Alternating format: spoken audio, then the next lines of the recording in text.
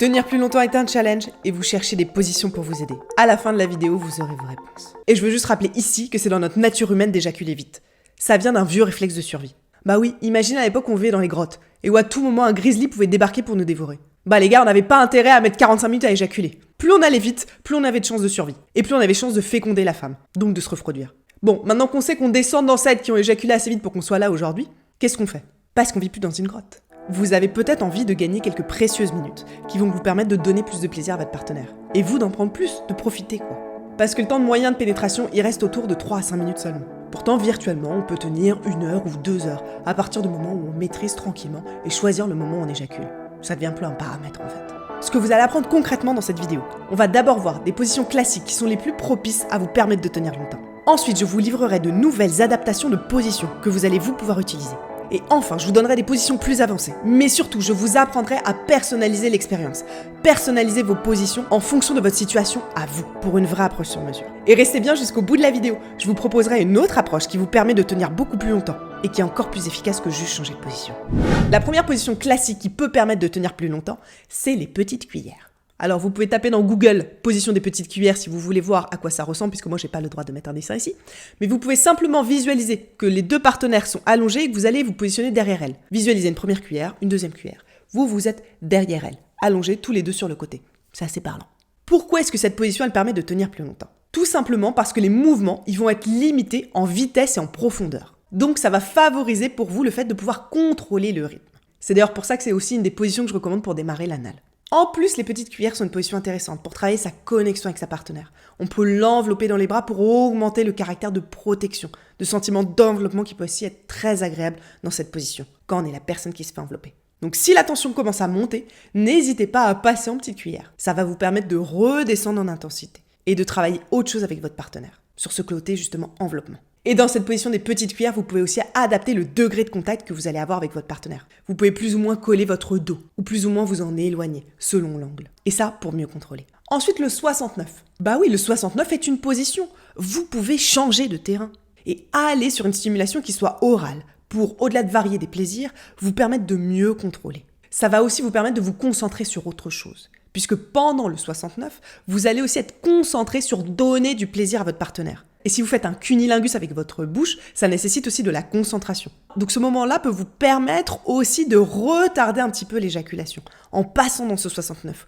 où vous allez être concentré aussi à donner du plaisir avec votre bouche sur votre partenaire. Alors il y a beaucoup de gens qui n'incluent pas de sexe oral pour faire des pauses pendant la pénétration, donc qui réservent le 69 à avant la pénétration, et c'est un peu dommage. Un des arguments que j'ai le plus souvent entendu, c'est le sexe il devient sale. En fait, vous pouvez prendre 2 secondes pour rincer votre sexe à l'eau. Un petit coup d'eau et on rince les sécrétions. Ça se fait sur une verge, ça peut aussi se faire sur un clitoris si on veut. En général, il y a moins besoin. Et si jamais vous utilisez des préservatifs, c'est valable aussi. Le préservatif peut en effet laisser un goût en bouche au niveau de la verge. Il suffit de rincer et de mettre un petit coup d'eau. Et c'est pas grave d'utiliser un deuxième préservatif pour après quand on va continuer à jouer. On n'a pas forcément la flamme ici. Et puis ça coûte que quelques centimes. Attendez, si vous aimez cette vidéo, mettez un petit like, ça encourage vraiment toute l'équipe. La troisième position, c'est de mettre la femme de dos. Parce que souvent, si la femme vous fait face, il peut y avoir une stimulation qui est très intense de son point G qui va appuyer sur votre gland. Surtout si vous êtes très compatible sexuellement, au niveau de la physiologie de vos corps. Dans ce cas, quand vous rentrez à l'intérieur d'elle, la nature est bien faite. Votre gland va frotter sur sa glande, sur la glande de son point G. Alors c'est génial parce que ça va augmenter l'excitation des deux partenaires. Mais si là, votre enjeu, c'est de tenir plus longtemps, peut-être que vous allez éviter ce frottement très précis qui va se faire pile sur la zone délicieuse de votre gland. Et du coup, dans ce cas, pouf, on la retourne, le point G passe vers le bas et vous allez frotter sur l'autre partie, sur la partie qui correspond à son dos, donc qui donne vers l'anus. Et où du coup, vous n'aurez pas cette glande qui flotte sur votre gland. Vous pouvez par exemple faire un andromaque inversé, où vous êtes allongé sur le dos et votre partenaire se tourne. D'ailleurs, cette position de l'andromaque inversé, elle peut aussi être utilisée quand la femme elle commence à ressentir des douleurs. Par exemple, des douleurs au niveau de son point G. Si vous avez trop stimulé la même zone antérieure, donc sur l'avant du vagin, tourner et stimuler plutôt le bas peut être une bonne solution. Ensuite, la position du lotus, une adaptation de ce qu'on appelle en tantra le yab yum. Le lotus, c'est simple, c'est un peu la position dans laquelle je suis. Vous savez, la position qu'on voit toujours en méditation ou même en yoga. Et bien, vous allez vous mettre comme ça, en position de lotus, et votre partenaire, elle se met au-dessus de vous. Cette position ne permet pas de faire des mouvements très sauvages et très rapides. Ça va donc vous permettre de tenir plus longtemps, parce qu'on va être dans un autre type de pénétration. Le but de cette position, c'est vraiment de travailler une forte connexion. Et plus vous allez travailler sur l'énergie sexuelle qui va passer entre vous deux. Dans cette position, vous pouvez aussi faire une adaptation qui va être de faire des tours avec votre bassin. Tout simplement des rotations. Donc vous imaginez que dans ce cas, votre verge, elle va être moins stimulée parce qu'il ne va pas y avoir de frottement. Mais pourtant, vous allez faire des tours qui vont être agréables pour votre partenaire. Elle va ressentir une autre forme de mouvement à l'intérieur d'elle et vous pouvez même frotter son clitoris en même temps. Ce que je vous conseille à ce moment-là pour décupler l'expérience, c'est de synchroniser vos mouvements avec votre partenaire et de vous regarder dans les yeux ou de respirer en même temps. Là, vous allez retarder le moment de l'éjaculation et vous allez proposer à votre partenaire une expérience qui est vraiment ultra inédite et très différente.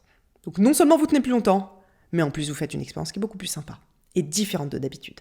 Ensuite, le face-à-face debout. Pourquoi est-ce que je mets cette position-là ? Tout simplement parce qu'elle demande de la concentration et d'être précis pour ne pas ressortir sa verge.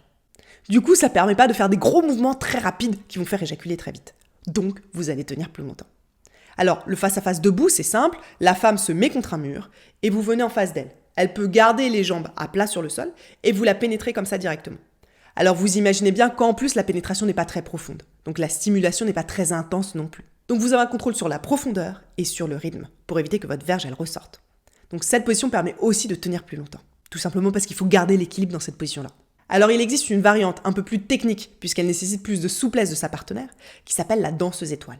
C'est la même position, sauf que la femme va lever sa jambe pour enlacer avec une de ses jambes le bassin de son partenaire. Comme elle demande pas mal de souplesse, on va rester ici sur des recommandations qui peuvent être effectuées par tout le monde, quel que soit votre âge et quelle que soit votre condition physique. Parce que sinon j'aurais aussi pu vous dire de faire l'amour en poirier. Bah oui, c'est une position qui existe dans le Kama Sutra. Mais bon, on est là pour prendre du plaisir et pas pour faire la position la plus acrobatique possible. Ça rime pas forcément à grand chose. Même si vous pourriez ne pas éjaculer pendant 1 heure en faisant le poirier la tête en bas.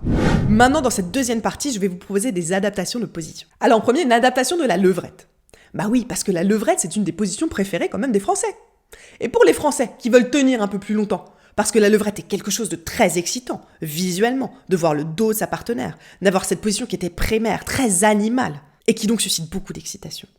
Comment on fait pour la garder en l'adaptant ?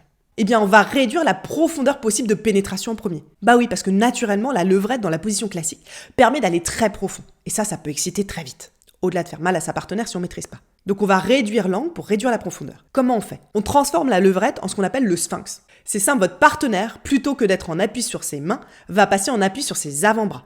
Donc elle va descendre plus bas au niveau du matelas. Son ventre peut même toucher le matelas. Elle va donc aussi descendre son bassin. Vous allez donc limiter la profondeur et limiter la stimulation qu'il va y avoir sur votre verge. Donc vous allez tenir plus longtemps le sphinx que dans la levrette classique. Ensuite, le missionnaire. Eh bien, vous savez qu'on peut faire un missionnaire sans pénétration ? Mais est-ce que c'est intéressant quand même ? Bah oui, et c'est intéressant quand même. Cette position du missionnaire sans pénétration peut être intéressante sur un moment de transition. C'est tout simple. Vous ressortez, et là, vous allez frotter avec votre pubis le clitoris de votre partenaire. Donc plutôt qu'utiliser vos doigts ou votre langue pour stimuler son clitoris, vous allez vous frotter contre elle avec votre pubis. Donc vraiment la partie au-dessus de votre verge. Parce que cette partie est légèrement molle. Et vous allez pouvoir adapter la pression nécessaire qui correspond à votre partenaire. Regardez comment elle réagit. Regardez l'excitation qui monte. Regardez si vous devez appuyer un petit peu plus fort ou au contraire moins fort. Si vous devez aller plus vite ou au contraire moins vite. Donc frottez-vous à votre partenaire en missionnaire, en stimulant son clitoris. C'est super efficace et ça fait une pause à laquelle elle ne s'attend pas. Vous pouvez aussi utiliser votre verge pour frotter son clitoris. Que ce soit l'intégralité de votre verge, avec la partie basse, en frottant tout simplement, et en appuyant avec votre ventre dessus, voire même uniquement avec votre gland. Vous tenez dans ce cas votre verge dans la main, vous êtes en missionnaire classique, et en tenant votre sexe, vous frottez son gland sur son clitoris. Ça, c'est ultra agréable quand c'est bien fait. Et ça, c'est aussi ultra excitant, parce que ça donne encore plus envie à votre partenaire que vous re-rentriez à l'intérieur, de la pénétrer à nouveau. Donc ça, c'est une bonne position astuce à utiliser entre deux. Ensuite, dans cette troisième partie, on va innover et voir comment faire du sur-mesure. Vous voyez les chaussures de ski ? Soit on peut acheter des chaussures de ski qui vont à monsieur et madame tout le monde. Ça, c'est les premières positions qu'on a vues. On met son pied et c'est bien. Mais il y a aussi l'option d'avoir des chaussures de ski moulées à son pied, où on va chauffer tout l'intérieur de la chaussure pour que ce soit un moulage parfait et personnalisé. Et c'est ça que je vous propose dans cette partie, de faire des positions sur mesure pour vous. Alors comment on va faire ça ? En premier, vous allez déterminer quel est le stimuli le plus important chez vous, et celui qui vous conduit à éjaculer le plus vite. Parce qu'on est tous différents. Chaque homme est différent. Qu'est-ce qui va vous faire éjaculer ? Est-ce que par exemple c'est le stimuli visuel ? Est-ce que ce qui est très excitant pour vous c'est de voir votre partenaire dans certaines positions ? Est-ce que c'est ça qui vous rapproche de l'éjaculation ? Et on va aller plus loin. Est-ce que c'est certaines parties du corps très spécifiques de votre partenaire ? Notamment la vue de ses seins, notamment la vue de ses fesses. Donc identifiez ce stimuli pour le retirer ensuite temporairement. Par exemple en baissant la luminosité de la pièce. Si vous êtes très excité par voir la poitrine de votre partenaire ou voir son sexe qui est en train de s'ouvrir pour vous accueillir, eh ben vous réduisez ce paramètre. Vous baissez la lumière, vous mettez un bandeau de jeu sur vos yeux pour perdre le sens de la vue temporairement, voire même vous fermez les yeux quelques secondes. Dans ce cas, vous pouvez même lancer une petite phrase un peu rassurante à votre partenaire. Je ferme les yeux parce que j'ai envie de bien te sentir. C'est ultra valorisant ça en plus. Ou peut-être que c'est le contact de la peau de votre partenaire qui vous donne envie d'éjaculer. Et dans ce cas, dans quelle zone ? Est-ce que c'est la sentir se frotter au niveau de votre torse ? Est-ce que c'est la sentir au niveau de votre cou ? Identifiez ça. Et pareil, éloignez-vous temporairement. Vous vous rappelez les petites cuillères qu'on a vues ? Vous pouvez vous éloigner du dos de votre partenaire pour qu'il y ait uniquement votre bassin en contact temporairement, pour retarder ce moment-là, si c'est ça qui est très excitant. Pareil, si vous identifiez que c'est le côté humide, le côté chaleur qui vraiment vous donne envie d'éjaculer très vite, évitez temporairement le vagin ou même la bouche de votre partenaire et passez une stimulation manuelle. Donc voyez, soyez précis sur le stimuli qui va vous faire éjaculer trop vite pour trouver la première solution sur mesure. La deuxième chose que vous pouvez faire, c'est d'avoir des moments de pénétration immobile qui soient adaptés à votre situation. Alors la pénétration immobile, c'est un exercice qu'on utilise beaucoup au tantra. Ça veut dire qu'à un moment, vous allez être juste inséré dans votre partenaire sans mouvement. Mais vous allez travailler votre connexion avec elle. Vous allez travailler en fait l'intimité sexuelle, l'intimité érotique. C'est encore autre chose. Et c'est une sphère souvent assez méconnue. C'est important à ce moment-là de bien respirer. Et idéalement de respirer en synchronisation avec sa partenaire. On va respirer en même temps. On peut même se regarder dans les yeux en même temps qu'on respire ensemble, en étant immobile. Vous allez voir, c'est tellement intense qu'au début, il y a beaucoup de femmes qui vont se mettre à pleurer. Tellement c'est fort, tellement on sent une forte connexion de ce moment-là. Donc utilisez ce moment de pénétration immobile pour reprendre le contrôle sur vous, sur vos sensations, quand vous sentez que vous en avez besoin. Et utilisez-le aussi quand vous sentez que votre partenaire elle a ce besoin d'une connexion et d'une intimité un peu plus spéciale. Ensuite, pour encore personnaliser l'expérience au niveau de la position, je vous propose de juste choisir qui va être actif dans cette position. Est-ce que c'est vous, comme dans le cas du missionnaire ou d'une levrette, ou est-ce que c'est votre partenaire, comme dans le cas en l'andromaque où elle est au-dessus de vous ? Qui contrôle le mouvement ? Qui contrôle le rythme ? Et là, la décision, elle va venir de plusieurs paramètres. Est-ce que vous avez du mal parfois à ne pas vous emballer, à ne pas laisser votre corps partir un peu tout seul, faire des mouvements réflexes et qui fait que vous allez éjaculer trop vite ? Dans ce cas, peut-être que vous avez intérêt à transmettre le contrôle à votre partenaire, qu'elle ne se laissera pas emballer dans des mouvements réflexes. Ou peut-être que c'est l'inverse. Vous avez peur que votre partenaire aille trop vite, qu'elle s'emballe, que vous ne contrôliez plus rien du tout parce qu'elle va justement accélérer très vite et se frotter le plus fort possible. Et dans ce cas, vous allez peut-être avoir envie de rester dans des positions où vous allez pouvoir contrôler cette amplitude de bassin. Encore une fois, temporairement. Donc, qui contrôle sur cette position-là ? C'est vous ou c'est elle ? Ensuite, vous connaissez votre partenaire. Alternez avec des stimulations qui soient manuelles ou orales, qui correspondent à votre partenaire à vous. Qu'est-ce qu'elle aime ? Est-ce qu'elle aime plutôt qu'on lui fasse un cuni ? Est-ce qu'elle aime plutôt que vous frottiez son clitoris avec votre main ? Est-ce qu'elle aime être doigtée ? Bref, prenez ces positions-là, qui sont des positions de stimulation manuelle ou de stimulation orale, comme des vraies positions. Mais adaptez-les à votre partenaire, parce que c'est vous qui la connaissez. Et si vous ne savez pas, demandez-lui. Qu'est-ce qui te donne le plus de plaisir ? Comment tu aimes qu'on touche ton clitoris ? C'est très important de parler à sa partenaire pour adapter, de personnaliser l'expérience.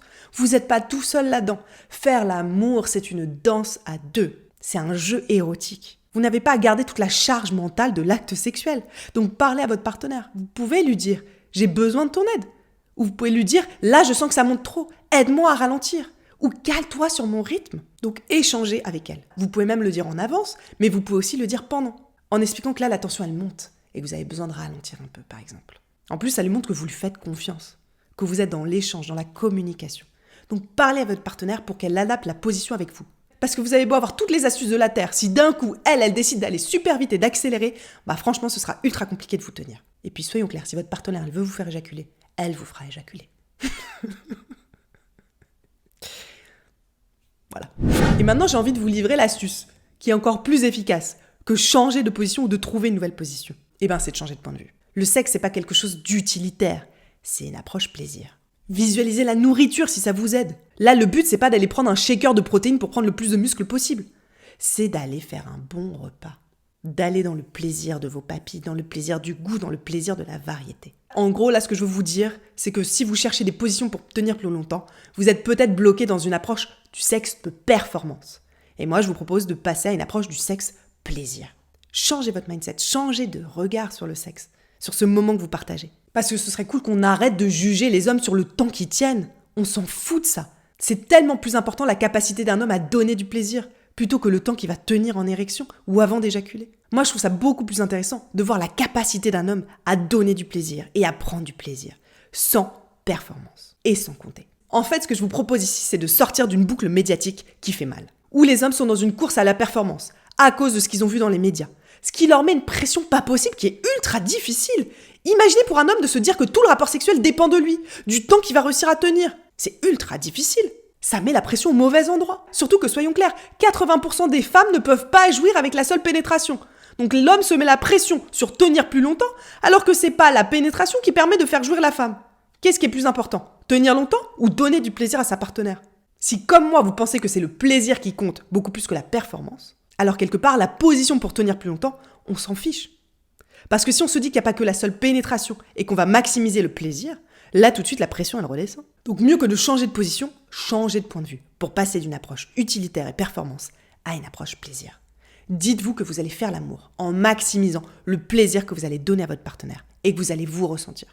Et naturellement, vous allez voir que vous allez intégrer dans votre sexualité des jeux qui peuvent être des moments sans pénétration, où vous allez faire du sexe oral, vous allez donner un cuni, vous allez doigter votre partenaire, vous allez caresser son clitoris, ce qui marche sur 100% des femmes.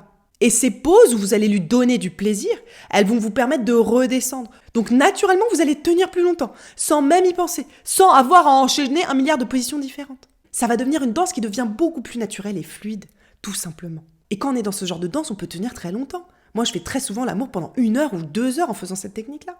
Parce que je suis aussi à l'écoute de mon partenaire, de l'aider dans la gestion de son rythme, et de voyager ensemble dans cette danse pour qu'elle dure longtemps. Mais on se préoccupe de notre plaisir et pas d'une performance quelconque.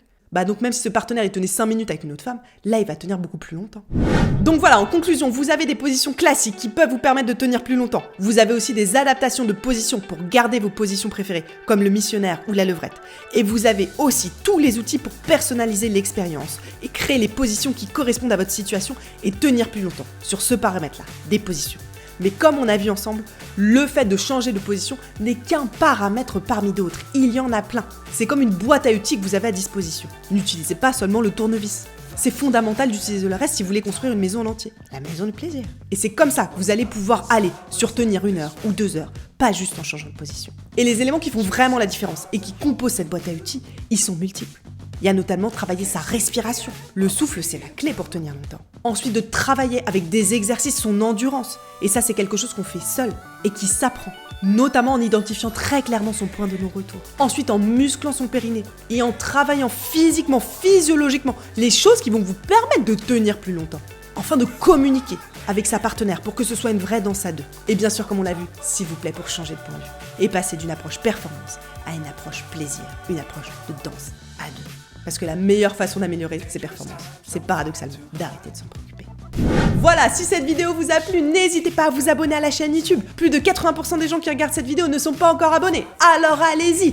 Ici, j'aide les hommes à avoir une sexualité épanouie, à donner plus de plaisir à leur partenaire, à prendre plus de plaisir et à avoir une connexion profonde, quel que soit leur âge et quelle que soit leur condition physique.